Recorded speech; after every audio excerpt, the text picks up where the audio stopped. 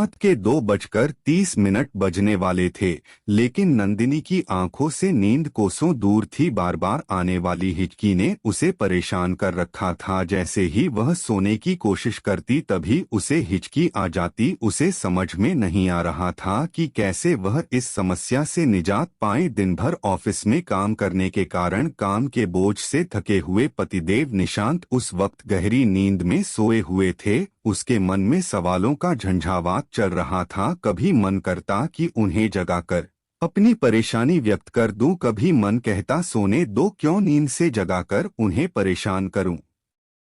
तभी उसे पतिदेव की कहीं एक बात याद आई। जब वह नई नई दुल्हन बनकर आई तब वह अपनी सासू माँ से बहुत डरती थी, क्योंकि उसकी सास बहुत गुस्सेबाज थी। गुस्सा तो जैसे हर वक्त उनकी नाक पर धरा रहता था। रोज उनका किसी न किसी बात उसकी जेठानी से झगड़ा हो ही जाता था। कहीं उसका भी सास से झगड़ा ना हो जाए, यह सोचकर वह उनसे बोलती नहीं थी। चुपचाप घर का काम करती रहती थी। अपनी सास के प्रति उसके मन में डर देखकर एक दिन निशांत ने उसे नसीहत दी, तुम्हारी सास बुरी नहीं है, हालातों ने उसे गुस्सेबाज बना दिया। एक बेटा दुर्घटना में खो दिया, बड़े बेटे की शादी की तो बहू उनका कहा नहीं मानती, तभी उनकी लड़ाई होती है। यदि तुम अपनी सास की हाँ में हाँ रखोगी तो तुम हमेशा उनका प्यार पाओगी। तुम्हारी सास बिल्कुल नारियल की तरह बाहर से कठोर और अंदर से मुलायम है। यदि यकीन नहीं तो आजमा कर देख लेना।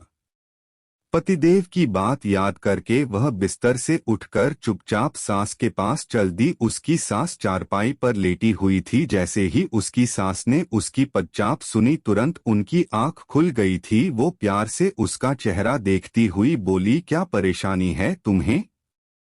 यह सुनकर नंदिनी बोली, मम्मी मुझे हिचकी आ रही है, जिसके कारण लाख कोशिश करने पर भी मुझे नींद नहीं आ रही है।